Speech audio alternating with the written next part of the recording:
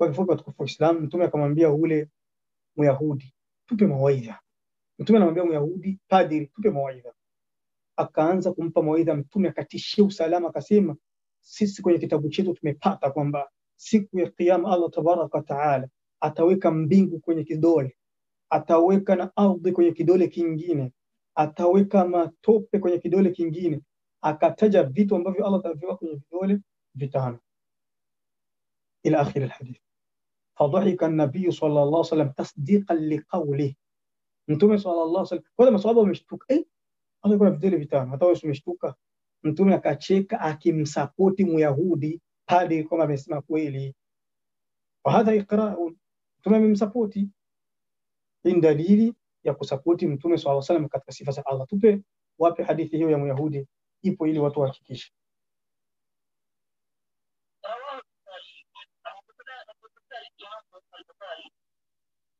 Namba ya hadithi 4811. Namba ya hadithi 2786 na hadithi ya namba 19.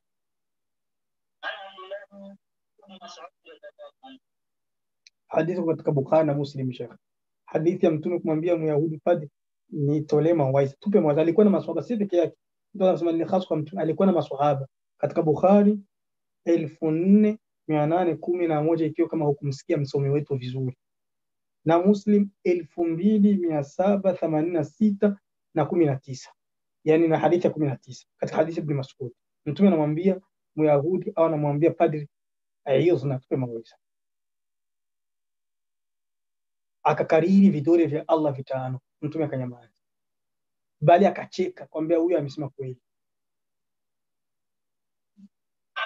Idha qala qailun ma wajhu wujubi al-imani bima wasafa ar-rasulu bihi rabbahu au ma daliluhu.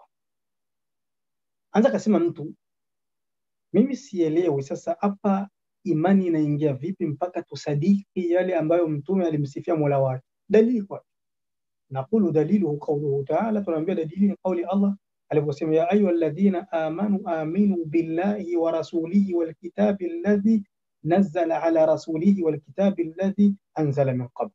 Enyi mlioamini, muaminini Allah na mtume wake na kitabu ambacho Allah alimshushia mtume wake na kitabu ambacho kimeshushwa kabla. Kwa An-Nisa aya 136. Wa kullu ayatin fiha dhikr anna ar-rasul alayhi salatu wassalam muballigh fahiya dalatun ala wujubi qabuli ma akhbara bihi min sifati Allah. Hii aya inatuambia tumwamini Allah na tumwamini mtume na yale aliyotuambia. Kwa hiyo ni katika imani katika imani ya kumwamini Allah, uamini jinsi mtume alivyomsifia, na kila aya ambayo inatuonyesha kama mtume amefikisha, basi hiyo ni dalili ya kutuwajibisha kuamini sifa ambazo alimsifia Allah tabaraka taala, biannahu akhbara biha wa ballaghaha ila an-nas, kwa sababu amezifahamisha sifa hizo akazifikisha kwa watu.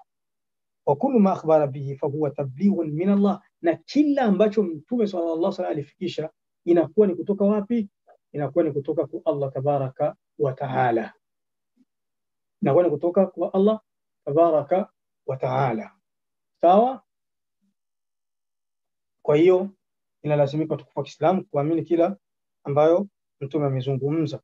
Walianna ar-rasula alayhi salatu wasalam a'lamu an-nasi billah, mtume sallallahu alaihi wasallam anamjua Allah kuliko watu wote.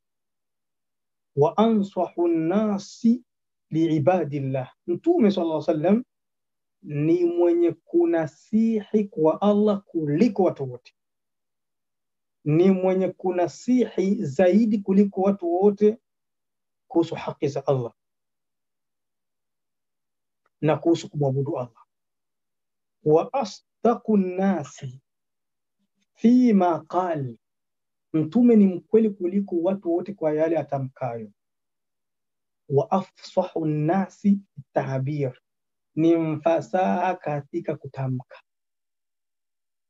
Fajtamaa fi haqqihi min sifati al-qabul arba, Kwa Mtume sallallahu alaihi wasallam ana sifa zimekusanyika hapa za haraka haraka 4 za kutulazimisha na kutuwajibisha kukubali anayoyasema. Al-ilm, la kwanza ni mwanaelimu kuliko wengine wote, anamjua Allah kuliko watu wote. Kwa Mtume lazima tukubali hadithi zake. Cha maajabu, unakutana mtu anakataa hadithi za Mtume katika kumsifu Allah, anakubali maneno ya shekhe wake. Subhanallah, shekhe wako anamshinda Mtume ilmu. Hadithi za Mtume ni maneno ya Mtume, shekhe wako amshindi Mtume ilmu. Kwa hiyo inabidi ukubali hadithi za Mtume kuliko maneno ya shekhe wako, kwa sababu Mtume ana elimu kuliko kila mtu. Wanusah, Mtume ni mwenye kutoa nasaha vizuri, anamshinda shekhe wako. Kwa hiyo ukiacha hadithi za Mtume ukachukua kauli za shekhe wako au ukatumikisha akili yako, basi ujue nasaha ni finyu katika hilo. Waswid, Mtume ni mkweli sana kuliko shekhe wako. Shekhe wako anaweza kaingiliwa na ubinadamu akasema uongo. Akili yako inaweza kaparanganya, kudanganya. Akili yako inaweza kuwa na upungufu kwa sababu nyingi, mchoko, usingizi, upungufu na wengineo. Kwa hiyo Mtume sasa ni mkweli kuliko kila kitu, ni mkweli kuliko akili, kuliko shekhe wako. Walbayan, Mtume anajua kubainisha zaidi. Fayajibu alaina an naqbala kulla ma akhbara bihi an rabbih, ni juu letu watukufu wa Kiislamu tukubali kila ambacho Mtume amemsifia Mola wake. Wa huwa wallah, ana hapa Ibn Uthaymeen, Mtume na hapa afsah wa ansah wa a'lam min ulaika alladhina tabi'ahum haula'i min almanatiq wal falasifa. Mtume sallallahu alaihi wasallam ni mfasaha, Mtume ni mwenye kutoa nasaha, Mtume ni mwenye elimu kweli kuliko wale ambao walipatwa na baadhi ya Waislamu katika watu wa mantika, watu wa falsafa, watu wa fiziki, watu wa fizia. Subhanallah, unakutana mtu leo anawaheshimu wale watu wa fiziki, wale waliandika vile vitabu vya fizia, anawaheshimu na anajinadi kwa majina yao, anasema sisi tunawafuata wale. Anamwacha Mtume sallallahu alaihi wasallam, anaacha hadithi za Mtume. Na mfano wa hilo hauko mbali na nyinyi. Juzi kuna mtu tumemjibu, anakataa adhabu za kaburini. Juzi hiyo ya mbali, anakataa adhabu za kaburini. Dalili zake zote ni za kiakili, kisha anajisigamiza kwenye baadhi ya aya za Qur'an ili Waislamu wasimkufurishi, ili onekana kwamba ni Muislamu anatetea kwenye aya za Qur'an. Kumbe aya za Qur'an ziko mbali na yeye, kama jinsi mbwa mwitu ilikuwa mbali na damu ya mtoto wa mzee Yakubu Yusuf. Hawa watu wa falsafa wamekataa sifa za Allah, kuanzia kuwepo kwake Allah mbinguni, kuwepo kwake Allah juu, wamekataa. Mtume sallallahu alaihi wasallam alikuwa ni mfasaha, Mtume alikuwa na maneno mepesi malaini, kila mtu atamfahamu. Uwe mzee kikongwe, uwe mtoto, uwe mzee kikongwe umeshachoka, akida ya salaf utaielewa na ni nyepesi. Uwe mtoto mdogo katika unajifundisha alif, akida ya Ahlus-Sunna wal Jamaa, maneno ya Mtume kuhusu sifa za Allah utafahamu. Na ndio maana jaa rajulun ila Umar ibn al-Khattab, jaa rajulun ila Umar ibn al-Khattab, jaa rajulun ila Umar ibn Abdul Aziz fasalahu an shay'in min al-ahwa. Alikuja mtu mmoja kwa Umar ibn Abdul Aziz akamuuliza kuhusu mambo ya uzushi na kundi. Sikia alivyomjibu, faqala, akaambia ilzam dina sabiy fil kutab wal a'rabi walhu amma siwa dhalik. Akaambia kijana, wejimize na dini. Alimuuliza kuhusu mambo ya akida, mambo ya makundi, mambo ya kuhusu falsafa, tumjua Allah aje. Wa Umar ibn Abdul Aziz, mmoja katika matabiina wema, akamjibu akamwambia, jimize na dini ya watoto wadogo wanapokuwa kwa masomo wanafundishwa. Watoto wadogo wakiwa kwa masomo wanafundishwa vitu gani? Si vitu vyepesi tu. Wanafundishwa maneno mepesi, wanafundishwa juzul hama, wanafundishwa akida zile ndogo, qul huwa Allahu ahad Allahu samad lam yalid wa lam yulad wa lam yakul lahu kufuwan ahad. Hizo ndo akida za Ahlus Sunna wal Jamaa. Sheikh, ndo akida nyepesi hizo. Akamwambia jihimize na dini ya watoto wanapofundishwa kuandika, jihimize na Arabi. Mabedu wana vitu virefu vya kiakili, vitu kinyume na hivyo vipuuzi. Utaona watu wanafata watu wa falsafa, wanaacha mahadithi ya Mtume. Anasema Ibn Uthaymeen, wama hadha yaqul subhanak. Mtume swalla sallam pamoja na kuwa yeye alimsifia Allah vizuri, lakini sikia hisi anavyomalizia, subhanaka, utakasifu ni kwa Allah, la uhsi thanaan alayk, la uhsi thanaan alayk anta kama athnaita ala nafsik. Siwezi nikakusifia kama ipasavyo, kama jinsi ulivyojisifia nafsi, siwezi.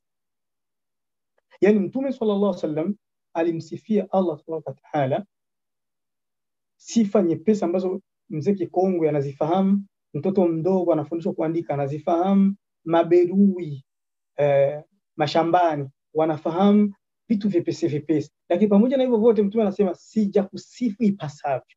Maana yake Mtume sallallahu anaonyesha kama hajamjua Allah ipasavyo. Kisha unakuja wewe na akili zako ndefu pungufu unamsifu Allah kwa akili zako, utakosea sana Sheikh. Tupe kwanza wapi ilipo hiyo hadithi ya Mtume kusema kwamba la uhsi thana, siwezi nikamaliza kukusifu ipasavyo ya Allah. Hadithi iko wapi? رواه مسلم عن عائشة رضي الله عنها أيضا عائشة حديث من 86. Naam, hiyo hadithi kuko kwa Muslim 1480 au 486 kwa atakayeitafuta. Watukufu wa Kiislamu, nimekutoleeni mfano wa baadhi ya maneno ya watu wa falsafa. Waislamu, watu wa falsafa tukisema kusudi wale wa Kristo, kuna Waislamu ambao walishikilia falsafa kwa maneno ya magego, wakaipenda sana, wakaacha hadithi za Mtume bali na aya wakaziacha. Tumetoa mfano wa baadhi ya maneno yao katika aqida. Wana maneno mazito, wana maneno ya maajabu katika kumsifu Allah. Haya maneno yote wamechukua kwenye falsafa na mambo ya kiakili, wakafanya maajabu Sheikh. Lakini wengi miongoni mwao Allah aliwadiriki mwishoni mwa umri wao, wakajuta kwa umri wao waliopoteza kusoma mambo ya falsafa. Mambo ya falsafa, watukufu wa Islam, sisi tunawaambia hata vijana hawa ambao wanasoma masomo ya kizungu, jamani, inakulazimuni msome dini. Hivyo vitabu vya kizungu hasa mkifika kule kwenye chuo kikuu vitawapotezeni Sheikh. Vimewapoteza ulama wakubwa kabla yenu. Akisha alhamdulillah mwisho wakajuta miongoni mwao, wakaslimu, wakatubia. Ndo huyu Imamu Abu Abdillahi Razi ni mmoja katika Waislamu, katika vigogo vya ulama, wanapigiwa mfano katika masala ya kiakili, katika masala ya kifalsafa. Aliishi umri wake wote yuko katika masala ya kifalsafa, anamkariri Allah kwa njia ya watu wa akili.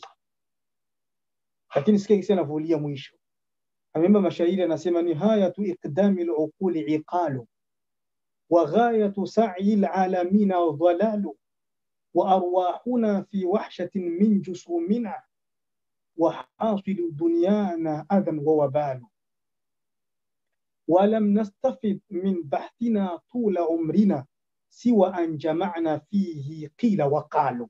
Akaendelea anasema mashairi yake.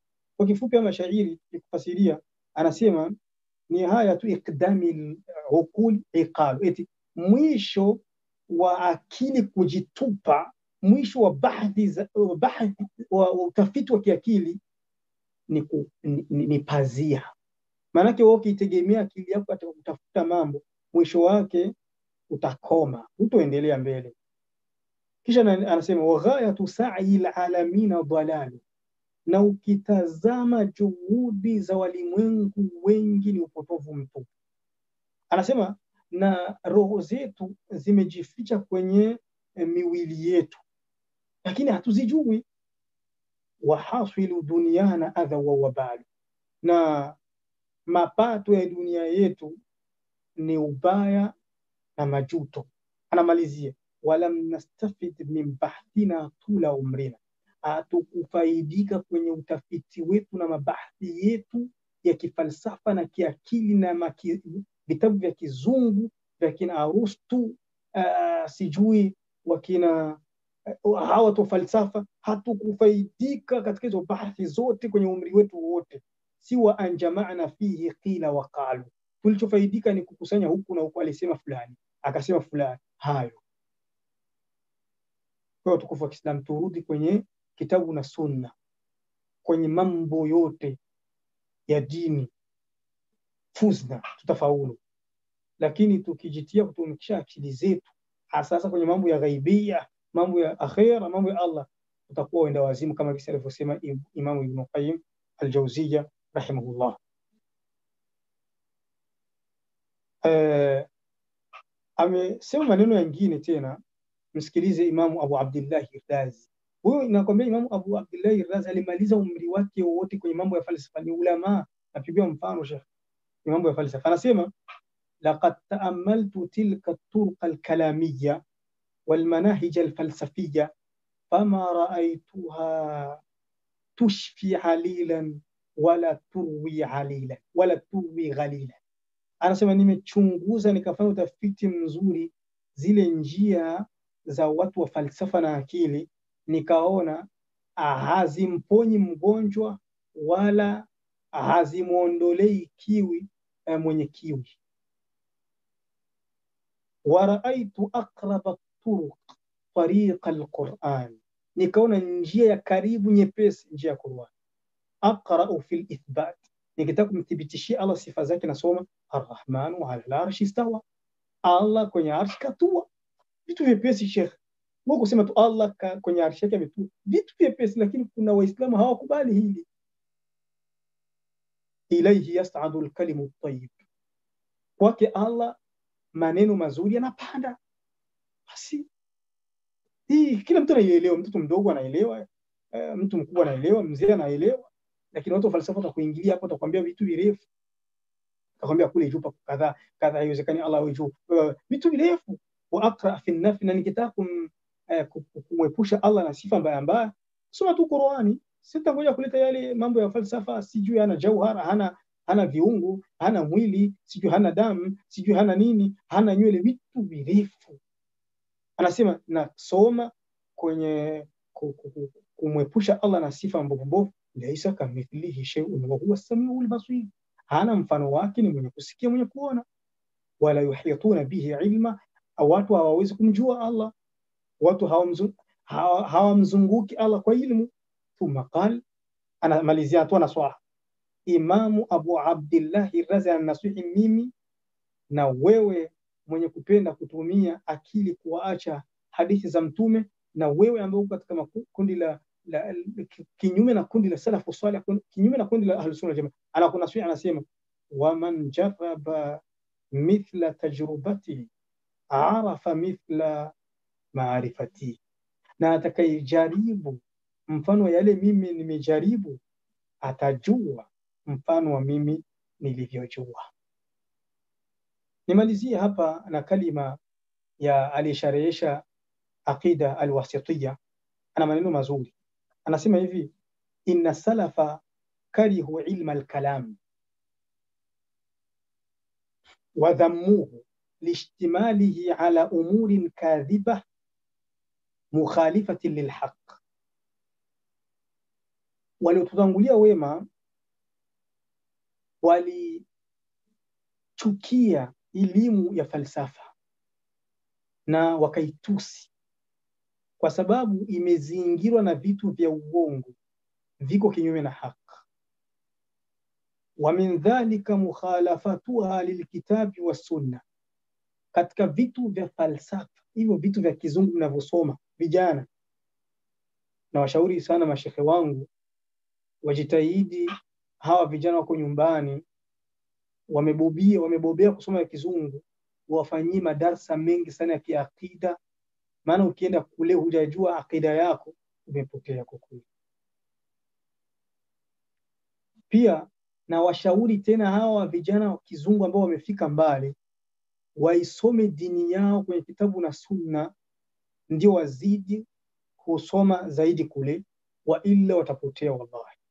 Anaendelea sema, wa min dhalika mukhalafatu lilkitabi wa sunna, katika hivyo vitu vinavyosoma vya kiakili vya kifalsafa vya kizungu pako vingi vimekhalifu kitabu na sunna. Wama fihi min ulumin sahiha, pako elimu sahihi katika yale mambo ya kizungu. Faqad wa'aru tariqa ila tahsiliha, lakini sasa walifanya njia ya kuvipata ni ngumu. Kuna vitu vya haki kusema vipate, walikuchanganya. Wa atalu alkalama fi ithbatiha ma qillati nafiha, maneno marefu na yana manufaa madogo. Yaani ukitaka kujua mambo ya Mungu, mambo ya aqida kwenye njia zile za kizungu, wallahi sasa hizi falsafa za Kiislamu, kwa Waislamu ambao walimkariri Allah kwamba yupo kwa njia za kifalsafa, anakuambia pako haki, lakini haki yenyewe maneno ni maarifa, kisha manufaa yake ni madogo. Fahiya lahmu jamal ghath ala ra'si jabal wa, anasema mfano wa kumjua Allah kwa wana wa falsafa ni kama mfano wa nyama ya ngamia ambayo ni ndogo. Yani kale kangamia kimbamba, kale kangamia kimbamba hakana nyama, mifupa, kisha kako kwenye mlima kabisa, mlima mbali, njia ya kufika katika ule mlima ni hatari. Manake mnachoka, mnapanda mlima, mkija kukafikia kangamia kenyewe hivi hakana nyama, mmechokea nini nyinyi? Wala la sahlun fayurtaqa wala samin fayuntaqal. Subhanallah, huyo mlima wenyewe hauna njia nyepesi upandwe, na hiyo ngamia yenyewe haina hata basi nyama watu wazile. Wa ahsanu ma indahum fahuwa fi alqur'ani asahhu taqriran wa ahsan tafsira, na mazuri ambao uko nayo watu falsafa ukiarudia ukiyatafuta kwenye Qur'ani utayapata kwa wepesi na kwa tafsiri nzuri. Falaysa indahum illa at-takalluf wat-tatwil wat-ta'qid, wao katika hizo elimu zao hawana isipokuwa kujikalifisha na kurefusha mambo na kukaza mambo na kuyafanya kwa magumu.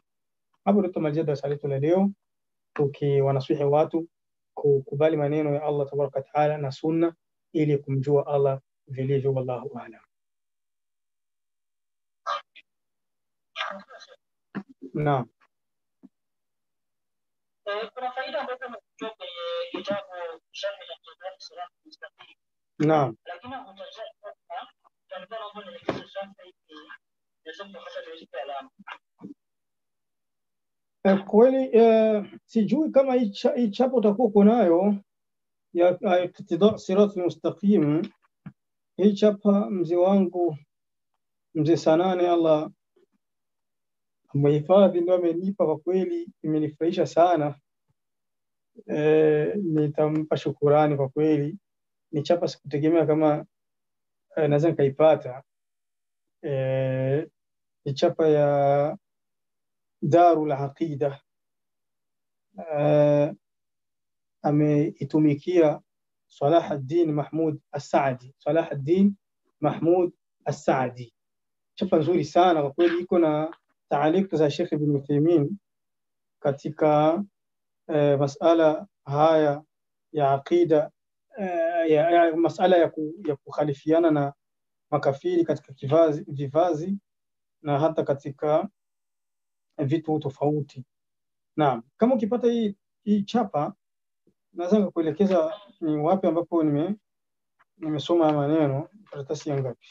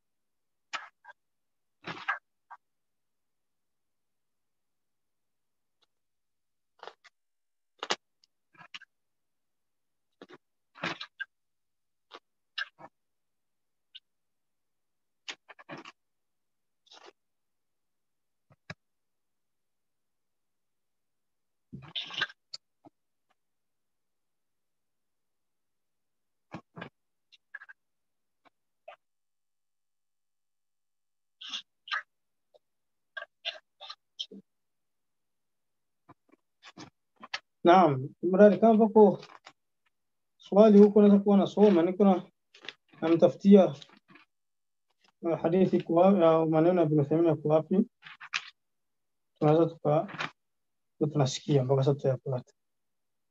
Naam. Kabla ya kusoma swali nimeipata Sheikh. Alhamdulillah. Na katika karatasi ya 17.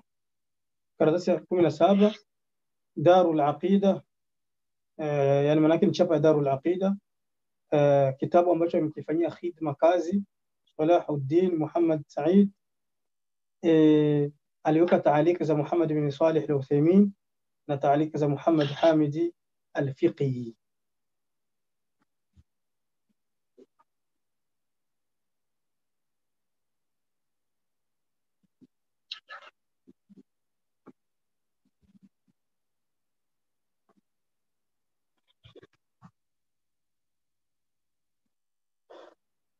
Naam, Imran, kuna swali au hamna swali? Naam Sheikh, barakallahu fik. Naona humu kuna swali limoja la nje ya mada tu. Naam. Muulizaji anasema asalamu alaykum wa rahmatullahi wa barakatuh ya imamana, Allah akulipe kheri nyingi. Kuna mtu anauliza swali, je, salatu tasbih ni haki kuiswali au la? Salatu tasbih ni haki kuiswali. Salatu tasbih ni haki kuiswali. Hadithi zake ni nyingi sana, zimepeana nguvu zikafika kwenye daraja ya hasan, na watu ambao wamedhoofisha sala ya tasbih au kuidhoofisha kwenye njia ya sanaatu alhadith, hawakuidhoofisha kwenye njia ya hadith wala njia isnad, walidhoofisha kwenye njia ya rai, wakasema ni sala inakhalifu sala zingine, kwa hiyo isisaliwi. Lakini ukitizama kawaida za kihadithi zinasakuti sala kwamba ni sahihi, na waliotangulia wema wameisali, na Imamu Ahmad bin Hanbal kwenye riwaya akaisapoti. Kwa hiyo na ni kauli ya jumhuri hii sala kuisali. Kwa hiyo ni sala sahihi, haina neno.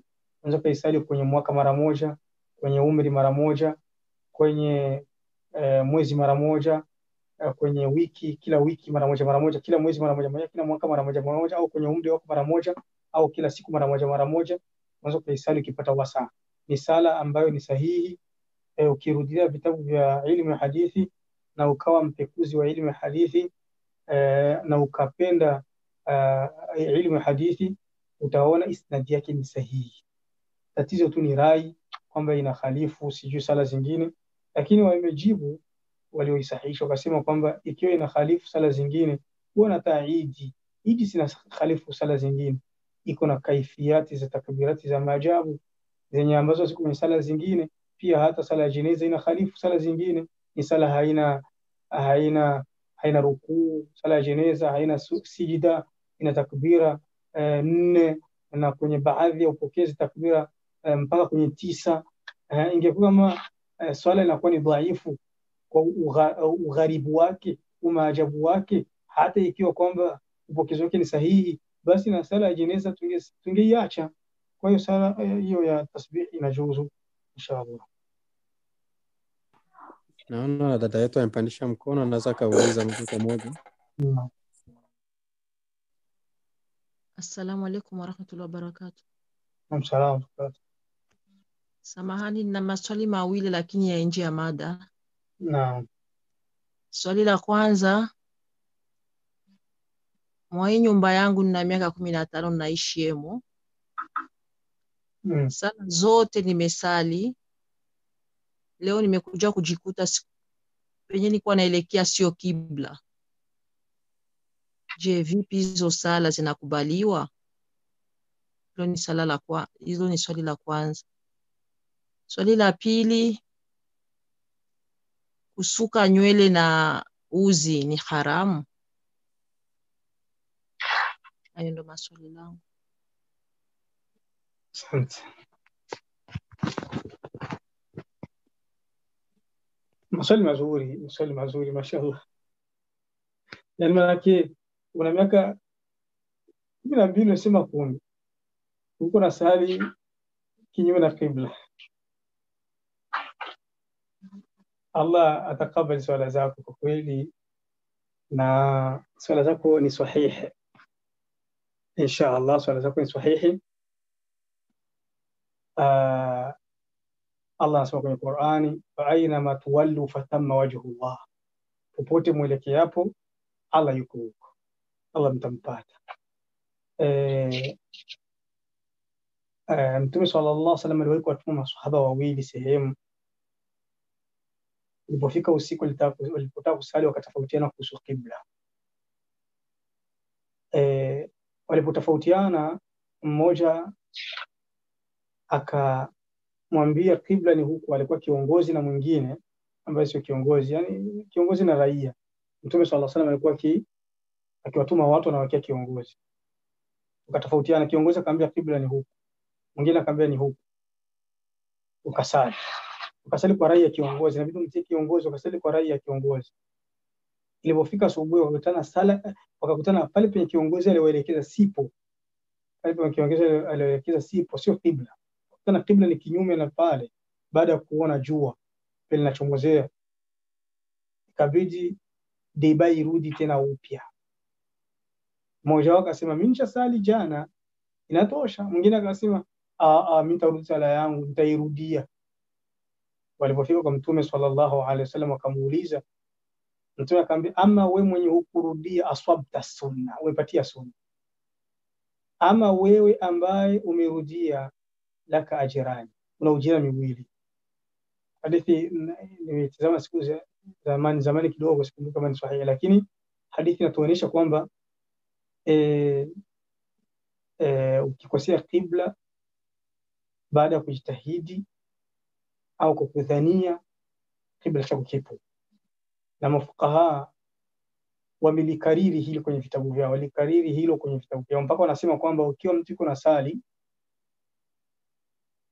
akaambiliwa kibla, ameshaanza swala, labda ushamaliza rakaa ya kwanza au ya pili, wakamwambia huko unapoelekea si kibla, usivunji sala. Watu wengi wanavunja sala, kumbe sio kibla, usivunji, iko unageuka. Zile rakaa zile mbili au moja iliyotangulia sahihi, usizilipi, bali walipa zaidi ya hapo. Mtu hata ukiwa kwenye kipandwa, sali pale ambapo kinaelekea, usiachi sala eti kama sielekea kibla. Bali walipa zaidi ya hapo, wanakuambia kwamba ukiwa sehemu hujui kibla, ulizia kibla, na kama hukupata kibla au kupata mtu wa kukuelekeza kibla ni wapi, sali kwa kujitahidi kibla chako, sala yako inakubaliwa. Sawa? Ndio maana Allah hata amesema laisa albir an tuwallu wujuhakum qibala almashriqi walmaghrib walakin albirra, mpaka mwisho wa aya. Sio ucha Mungu tu mpaka kuelekea kibla. Ucha Mungu sio kuelekea tu kibla, manake ile sala ndio inahitajika sana, na kibla ni sharti, isipokuwa kikizingirwa au kikiziwiliwa na baadhi ya mambo, basi lile lengo linatimizwa, ambalo lengo lenyewe ni sala. Na hata nyumbani katika miaka iliyopitaga huku, palikuwa malumbano sana nyumbani kuhusu kibla kwa mashekhe wetu. Allah awarehemu waliotangulia na hawahifadhi waliobaki. Lakini kweli masala ambayo hayangoji malumbano, al-amru fihi sahli, mambo ni mepesi kuhusu habari za kibla. Sana wengine wanaambia tupinde kidogo, wengine tunyooke. Haya yote ni mambo ambayo yanakaza, mambo ya kukaza, hahitajiki. Mtume sallallahu alaihi wasallam alikipanua kibla, akasema ma baina al-mashriq wal maghrib qibla, baina mashariki na magharibi ni qibla. Huyo yote ni upana wa kibla, sio mpaka sasa upinde. Kuna watu hata huku ambapo tulipo nchi za magharibi, naona watu wanakaza sana, hata kwenye baadhi ya misikiti, hata kidogo unakutana wanapinda, hata kidogo wanakazia sana mambo. Mkishajua tuka kibla kiko huu upande, hakuna ya kupinda kidogo, uchukweni tu upande, uchukweni huyo upande inatosha. Nadhani nitakuwa nimekujibu swali lako ya kwanza inshallah. Shukran. Swali lako la pili silikumbuki. Kusuka uzi ni haramu? Kusuka uzi ni haramu? Kusuka uzi, uharamu wa kusuka uzi unathibiti kwenye sifa mbili. Sifa mbili zikipatikana katika kusuka uzi na kwenye haramu. Sifa ya kwanza, ikiwa utasuka uzi ukawa mrefu zaidi ya nywele. Kuna hizo sampuli za kusuka uzi nishawahi kuziona, na nilikuwa ninazidiriki nyumbani ngali mdogo, sijui kama hivi zingaliki. Utaona mwanamke anachukua kauzi keusi, anasuka nywele zake, anasuka nywele zinafika za kuwa zinaonekana ndefu. Kale kauzi keusi kanaonekana tu ni nywele. Nywele zinaonekana ndefu. Hiyo inakuwa ni makosa, inakuwa ni katika kuunga nywele, na kuunga nywele ni makosa. Mtume anasema sallallahu alaihi wasallam, la'ana Allahu alwasila walmustawsila walwashima walmustawshima. Allah alimlani anayeungwa nywele na anayemuunga. Anayefanya kazi ya kuunga analaaniwa, na mwenye kuungwa analaaniwa, na mwenye kuweka tatuaji na mwenye kumweka tatuaji amelaaniwa. Wanamiswa, Mtume kaendelea anasema, na mtu mwenye kunyoa nywele za uso, unanyoa nyusi, na hii nayo ni balaa inapatikana kwa wanawake wa siku hizi. Yaani mwanamke utosheki na nyusi Allah anakupa, unaamua kuzinyoa ili uweke wanja. Yaani unaambia Allah, hizi nyusi zangu umezichora vibaya, sasa acha mimi nikukosoe. Unanyoa, sasa mimi naweka wanja, ndege ruka.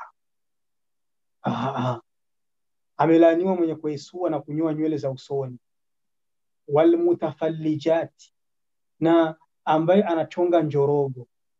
Yaani unataka, umezaliwa hauna mwanya, unaamua kwenda sasa wakukate mwanya uwe na mwanya. Umelaaniwa. Mtume akamalizia almughayyirati bi khalqi llahi, mwenye kubadilisha maumbile ya Allah kwa kutafuta uzuri. Manake ukichonga meno au utafuta uzuri ni haramu. Lakini ikiwa utachonga meno kwa ugonjwa, hapo inakuwa ni halali. Mfano mtu yuko na meno yamepangana yakapandiana, nyingine yako chini nyingine yako juu, mpaka mtu akimuona haraka haraka anaweza kukimbia, najua ni kiboko kinataka kumla. Huyo inajuzu aweze kuyaweka vizuri ile meno ili mambo yao kwenye usawa. Hiyo ni kwa sababu ya ugonjwa huyo, sio kwa sababu ya uzuri. Kuunga nywele ni makosa, mpaka imekaziwa sana. Kwenye Sahih Muslim alikuja mwanamke mmoja kwa Mtume sallallahu alaihi wasallam akamwambia, hakika inna ibnati, hakika mtoto wangu, arusa ni bibi harusi, lakini nywele zake zina katika, ana ugonjwa, anaumwa, nywele zake zinaanguka. Utamuweza bibi harusi kabura? Bibi harusi kabura ushagamwona? Akamwambia Mtume, naweza nikamuunga? Mtume akamkatalia. Subhanallah. Inaonekana kama habari za kuunga nywele ni habari nzito, Sheikh. Usifanye mchezo. Kwa utakapo suka nywele kwa uzi, kwa sampuli ya zile nyuzi zinaonekana juu zidi ndefu kuliko nywele, na kwa haramu. Hiyo sampuli ya kwanza. Sampuli ya pili, ikiwa vile viuzi vinene mpaka inaonekana kama wewe una nywele nene, na hii sampuli nimeanza kuiona kwa hivi sasa, zamani kwa sijawahi kuiona. Unasuka nywele inakuwa nene, nywele za kuwa nene, hiyo ni haramu na yenyewe. Lakini ikiwa utasuka uzi wenyewe kazi yake ni kubana tu nywele, unafunga na nywele ili nywele zishikike, hiyo nakubalika. Kwa zamani nilikuwa nakumbuka walikuwa nasuka ile wanakuwa ita maviambuzi ile inakubalika, ina neno, kwa sababu ni kauzi kanashika nywele ili zio kwenye mafundu zio kubwa. Au nywele umefunga kifundo, unaweka na uzi ili kile kifundo kibaki. Hiyo inajuzu. Nasema kama utakuwa unifahamu kwa swali. Shukran. Afwan.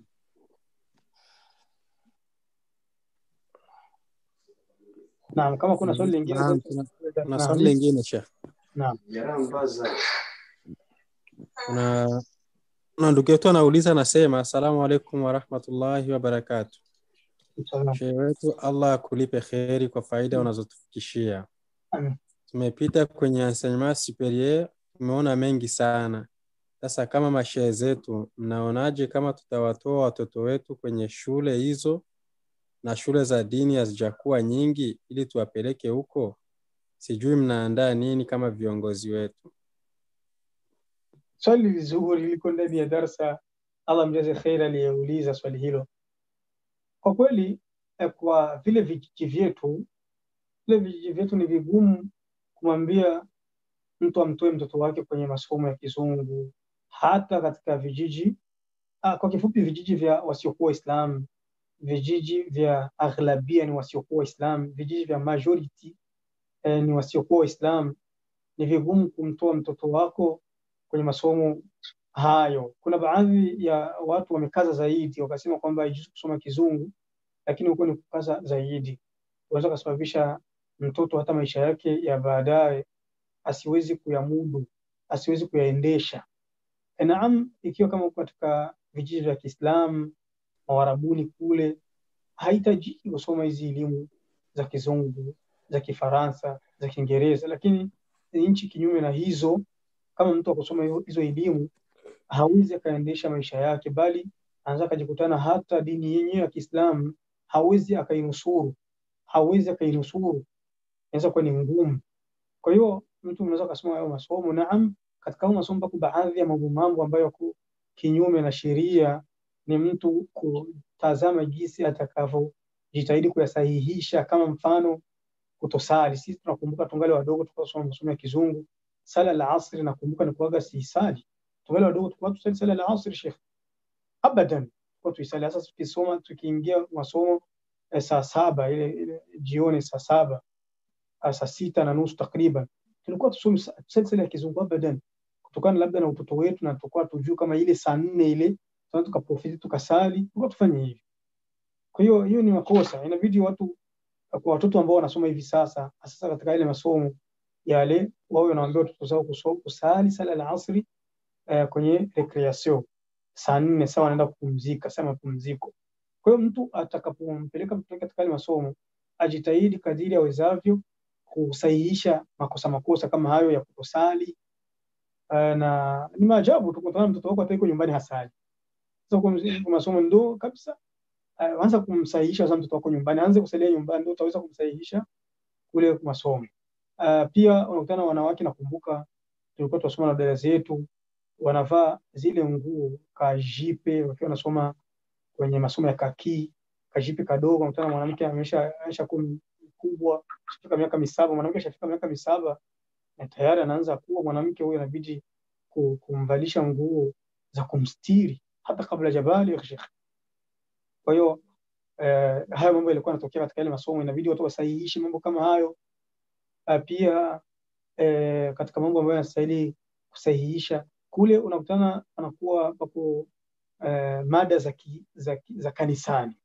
Mada za kanisani zinakuwepo, lakini mada za msikiti za Kiislamu hazipo.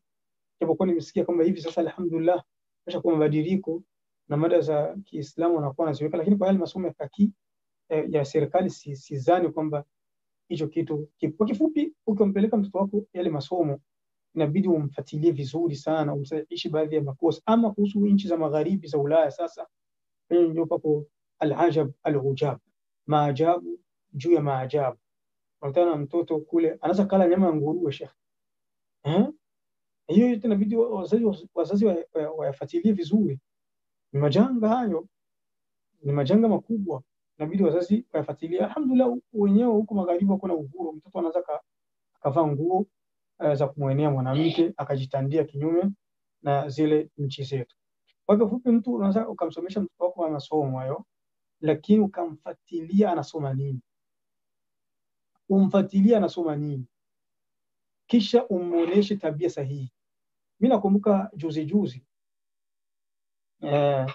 mtoto wangu ananiambia anatoa muziki, ananiambia hivi kule masomo, ananiambia kwamba muziki unafanya mtu anajisikia vizuri, anatulia, na enjoy, anapata burudani. Mimi sio nakwambia sasa unachanganya. Wewe unaambia kama muziki ni haramu au kubali, kule unaambia una enjoy. Sasa unamfuata nani? Tunasikia sasa. Kumbe inabidi kumwandaa mtoto wako shekhe, ukimwacha kule umpeleke, kwa sababu kule unampa fikra hadama, fikra za upotovu za kumbomoa, na wewe sasa inabidi ujipe wakati na mtoto wako. Hapa sasa ni masala ya wazazi. Wazazi waache mahangaiko kutembea. Wazazi wanawake wengine wanatembea, utazane kama mbwa zimelamba miguu yao. Wanaume sasa ndio usiulizi sasa, hao ndio kifo.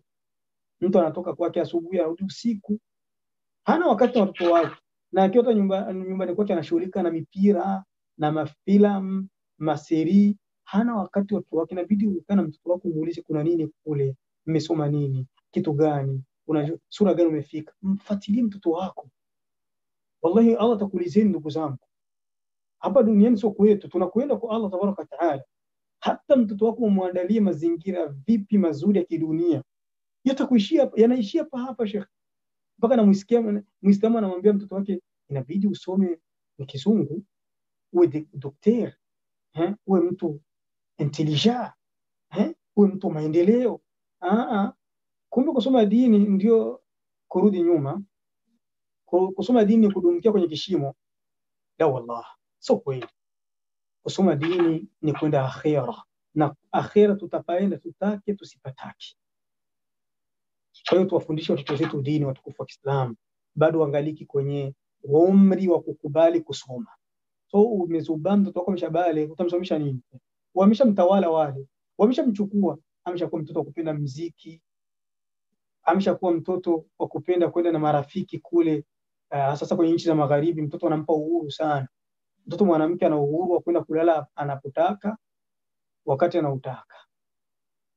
Mtoto mwanamke ana ruhusa ya kumleta rafiki yake nyumbani kwako, unamuona boyfriend anakuja na anakaa, wanaingia chumbani kwa mtoto wako mwanamke, wanakaa niaje pale katikati, si ni rafiki yake kwa masomo. Sasa kule kuna usalama kule. Sasa si wenyewe wako uhuru, kisha ni watoto wakubwa wako na akili. Weje nani akwambia kwamba hizo habari zinaomba akili? Habari hizo ni nzito, haziendani na akili. Hizo habari zinaendana na shahwa, matamanio, na matamanio yana tabia kuvuta akili vizuri kweli. Inakwenda mtu anakuja kujitrouver, anakuja kushtuka, tayari mayai yameshapasuliwa.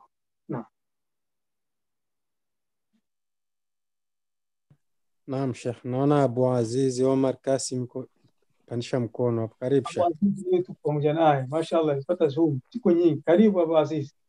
Shukran lakum. Salamu alaykum wa rahmatullah. Tungejua kama pamoja nasi ungetupa faida kwenye baadhi ya takhrijati hata mwanzo. Sheikh, kwanza nataka niulizie, uliposema salatu tasbihi waliodhaifisha sio katika upande wa isnadi, ni katika upande wa rai, sikuelewa hapo nini unakusudia? Maana yake nimekusudia kwamba ukichunguza katika hadithi ambazo zime support sala ya tasbih, utakutana njia zake kiisnad ni sahihi. Kwa nini? Kwa sababu kuna kaida ya wana wa hadithi wanasema kwamba hadithi ikiwa na njia nyingi ambazo dhaifu wake ni mdogo, zinasapotewa, zinakuwa ni sahihi. Na watu ambao wamedhoofisha hadithi ya sala ya tasbih, na wao wanakubali hiyo kaida. Sasa imekuwa vipi katika hii sala ya tasbihi wasikubali kaida hii? Naam, ala kubariki Sheikh wetu.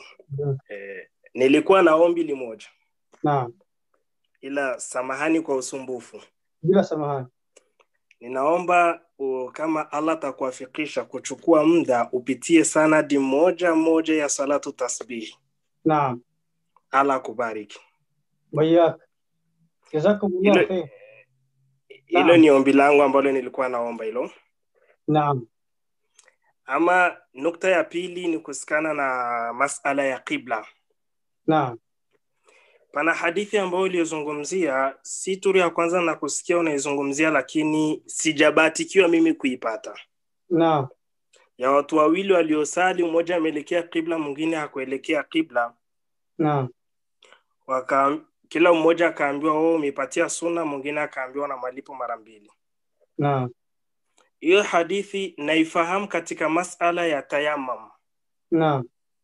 lakini kwa masala ya qibla sijabatikiwa kuipata. Labda waweza tusaidiza wapi tunaweza tukaipata? Naam, insha Allah basi tutakutafutia katika darasa lingine tukuletee nayo. Allah kubariki. Wallakum. Lingine la mwisho la kumalizia. Naam. Masala ya uzi. Naam. Pana hii athari kwamba matabiina, kama sikusahau, kama si masahaba, walikuwa wanatumia mauzi. Ilikuwa ni kwa mfumo upi? Wanatumia mauzi katika nywele zao. Uzi, wanatumia uzi kwenye nywele zao. Naam. Kwenye kutawaza? Kwenye kusuka, kuunganisha kwenye nywele. Matabiin? Naam, kama sikukosea. Hilo alijanifikia hilo. Na binti wa Sheikh Muqbil, Ummu Abdillah, kwenye kitabu chake Nasihati Linnisa'i, alizungumzia hiyo masala, lakini hakuleta kaulu rajih. Akazungumza tu ni masala yako na khilafu baina ya wanazuoni kuanzia tangu za zamani. Alafu Sheikh Amru Sulaim, Abdul Mun'im Sulaim, kwenye tahqiqi yake ya kitabu Ahkamu Nisa'i cha Ibn al-Jawzi, akawa amezungumzia kwamba kuunganisha nywele kwa mauzi si haramu. Akastadili na hiyo dalili ya kwamba walikuwa wanaunganisha mauzi wema waliotangulia katika nywele zao. Sasa hapo ndo tumehitaji faida zaidi kusikana na hiyo athari. Kwa kweli hiyo athari inabidi kuchunguzwa zaidi, kwa sababu hadithi ya Mtume sallallahu alaihi wasallam alipokataza kuunga nywele, itabidi tuulize, je, kuunga nywele wakati wa Mtume sallallahu alaihi wasallam ilichokusudiwa ni jambo khasa fulani ambalo limekuwa wakati wa Mtume sallallahu alaihi wasallam, mathalan nywele za watu wengine, kumuunga mtu nywele, hicho kitu kilikuwa kinapatikana wakati wa Mtume sallallahu alaihi wasallam mpaka Mtume haramike kuunga? Hilo inabidi ni swali ambalo inabidi kufanyiwa utafiti. Kitu kingine, je, kuna hadithi ambayo imebagua uzi uungwe? Kwa sababu lafdhu rasul am, matamshi ya Mtume sasa ilikuwa ni yenye kukumba vitu vyote ambavyo inawezekana mtu kuunga kwavyo, na uzi ukiunga nywele wao inashikilia kwamba umeunga. Kwa hiyo hatari za mtabiina inabidi zichunguzwe vizuri na haya maneno ya Mtume sallallahu alaihi wasallam, na kujua, je, wakati wa Mtume sallallahu alaihi wasallam walikuwa naunga kwa nini mpaka Mtume haramishi? Je, walikuwa naunga kwa nywele za watu wengine, au na uzi walikuwa naunga kwao mpaka Mtume sallallahu alaihi wasallam kuunganisha na bila kufanya istifsar, bila kumuuliza yule mwanamke, bwana, ukianza kumuunga huyo binti yako, je, unataka kumuunga kwa uzi au unataka kumuunga kwa nini? Ili kwa uzi amsapoti, kwa vingine asimsapoti. Sheikh, wanazuoni wengi wanasema kwamba ni nywele kwa nywele. Kwani wanasema kuwa dalili zinajifasiri zenyewe kwa zenyewe. Ndio wanasema kwamba ni nywele za mwanadamu kuunga kwa nywele zingine. Na nishawahi kuona hata fatwa Sheikh Fauzani pia anaruhusu hilo la uzi. Sasa labda Allah kubarikini, tunahitaji faida kwa kirefu zaidi inshallah, Allah kituwafikisha. Barakallahu fik. Basi ya masala nabidi tuyafanyie mraja zaidi tena, tuone kuhusu uzi. Je, mtu anaweza akaruhusiwa akaunga uzi mpaka ukawa mrefu, ukaonekana ni zaidi ya nywele, ukawa ni sahihi? Naam. Tutalichunguza vizuri inshallah kwenye darasa zingine, tutaliboresha zaidi. Barakallahu. Nashukuru sana. Wafikum barakallah. Naam Sheikh. Naam. Kuna swali lingine la kujazia hapo. Naam. Ni mwanamke dada yetu ameuliza kwamba yeye akisali amepaka rangi kwenye kucha zake na ameongeza kope na anawanja ule ambao wanaita ni watatu. Je, swala yake vipi? Kwanza kuhusu kusali kapaka rangi, yani verni kwa lugha iko wazi zaidi, verni zinakataza maji kufika kwenye makucha. Kwa hiyo haijuzu kutawaza uko na verni. Sawa, labda mwanamke apake verni wakati iko kwenye siku zake, hahitaji kusali, hapo inasikilizika. Au mwanamke ajikalifishe nafsi yake, ikifika saa ya kutawaza anaparua, ikifika saa ya kusali akishamaliza kutawaza anapaka, na hiyo ni takalufu shadidi, ni takalufu, atakuwa amejikalifisha. Kuna baadhi ya ulama wameharamisha verni kwa dalili kwamba ni kufanana na wanawake, lakini sahih insha Allah kujifananisha na makafiri, lakini sahih insha Allah isiwe mtu atapaka kwa kaifia, kwa njia fulani, sifa fulani, kwa kumfuatilia mmoja katika makafiri wa kike akamuigia, kama ndio ni makosa. Lakini mtu akijipelezesha tu kupaka verni, ajikinge tu isiwe akatawaze kunayo, maana uzu hautamfika. Hapo inakuwa inajuzu kuipaka ikiwa kwamba hatatawaza nayo kwa siku zake, au kwa kujikalifisha. Saa ya kulala ndo anazipaka, akiamka kitaka kutawaza anaziparua. Hiyo ni kuhusu verni. Ama kuhusu kope, kuongeza kope, inavyodhihirika ikubaliki. Kuweka kope za macho, mtu anaonekana kama iko na kijicho kikubwa, iko na kope kubwa, kwa sababu kope ni katika uzuri, na Allah tabaraka wa taala alisifia hilo kwa wanawake wa peponi kwenye sura Swad na sura Safat. Akasema ain fihinna qasiratu tarfi ain, wanawake peponi wanasema chini wana macho makubwa. Kwa hiyo kope ni katika uzuri, inavyodhihirika kuongeza hilo kwenye macho haifai, ni makosa. Ama wanja ambao unaitwa tatu, huyo wanja si ujumbe mara kwanza na usikia. Unakuwa vipi huyo? Mtu anakuwa ana nani, anachana ngozi au Imran, kama unajua huyo wanja anakuwa achani ni kuchora no, tu, ni kama anaongeza eko, lakini unakawia kutoka kwenye mwili ya. Ni kama hina, yani kama vile hina vile inatoka kwa muda, nafikiri kama miezi miwili, nategemea. Hauna mwili ambao unaweza kukataza maji kufika kwenye mwili hapo sina elimu na basi wachunguzi wenye kujua huyo uwanja ndio wachunguze, na jibu letu ni kwamba ikiwa kama huyo uwanja huko kama hina, maana yake unaweka kwenye ngozi na kuwa ni rangi tu, lakini hapaonekani kama ulikuwa na mwili ambao unaweza ukakokoroa ukatoka. Ikawa kama rangi tu kama hina, basi inajuzu, ina neno. Lakini ikiwa kama itakuwa uko na mwili mpaka ukokoroe na nini, hapo sasa itakataza maji kufika kwenye ngozi, na bidi asitawazi iko na hiyo hali kwenye ngozi yake. Naam. Kuna lingine swali siji niongeze au? Ndio la mwisho inshallah.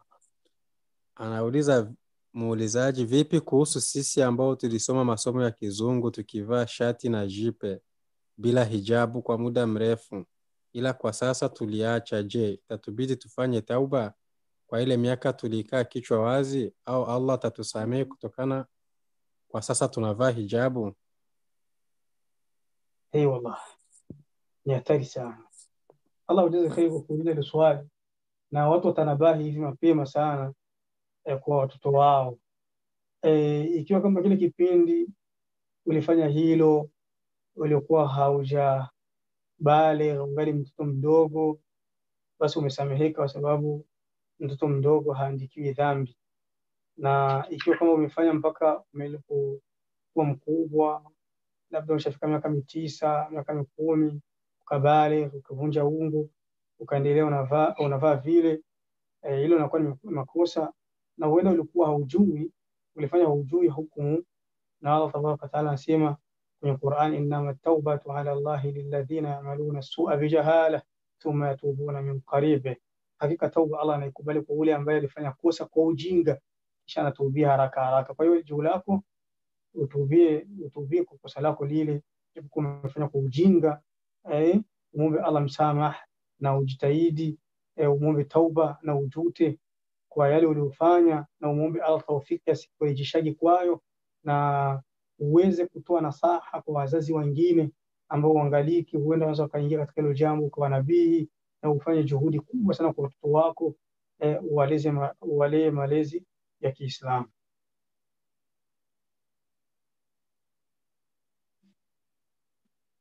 Nadhani hilo ndio litakuwa swali la mwisho. Inshallah tutakutana tena mpaka kwenye darasa lingine, kama swali la Khamis itakuwa ni Ijumaa inshallah.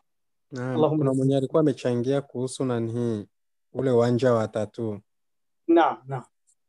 Ya, alikuwa amesema kama kawaida haufutiki na katika kuweka huwa wananyoa nyusi.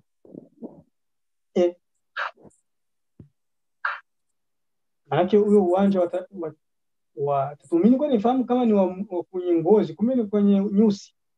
Ya, muulizaji alisema kama ni wa muda, lakini kuna ndugu yetu amechangia amesema kama ni wa tattoo huwa hautoki. Wanaweka kwenye nyusi au kwenye wanatoa nyusi alafu ndo wanapaka, manake wanarudishia kwenye nyusi kama vile kujazia vile. Wanakuwa kama nyusi. Ya. Huyo nao kwa sijausikia na hiyo balaa nyingine wallahi. Ndio mara kwanza nausikia. Kama wanakuwa uwanja wa hivyo, na wanawake wanaleta mambo mengi kila siku kukikucha. Kila siku asubuhi kucha, usiku kuchwa. Mambo yanakuja mapya. Wanaleta hivi sasa uwanja tena wa kutoa uwanja, wanatoa nyusi wanaweka uwanja wao. La ilaha illa Allah. Itafikia hata hatua watatafuta na nywele zao watakuwa naweka. Washazipata kwanza. Asla washazipata. Wanabaki sasa na meno sasa. Watafute meno mengine mapya. Na washapata wanaweka dhahabu. Wallahu almusta'an. Wa alayhi tuklan. Kwa kifupi, ikiwa kama kunyoa nyusi haijuzu. Kunyoa nyusi haijuzu. Ni haramu kunyoa nyusi. Utasifanye hivi. Makosa. Kama wewe uwanja ndio huyo, basi ujue kama ndio huyo, basi haufai. Wallahu a'lam. Barakallahu fika ya Sheikh. Naona maswali yamepisha. Naam. Allahumma rabbana qsim lana min khashyatik ma tahulu bihi bainana wa bain ma'siyatik, wa min ta'atika ma tuballighna bihi jannatak, wa min al-yaqin ma tuhawwinu bihi alayna masa'ib ad-dunya, ومتعنا اللهم بأسماعنا وأبصارنا وقوتنا أبدا ما بقيتنا، واجعله الوارث منا، واجعل ثأرنا على من ظلمنا، وانصرنا على من عادانا، ولا تجعل الدنيا أكبر همنا ولا مبلغ علمنا، ولا تسلط علينا بذنوبنا من لا يخافك فينا ولا يرحمنا. سبحانك اللهم وبحمدك أشهد أن لا إله إلا أنت أستغفرك وأتوب إليك.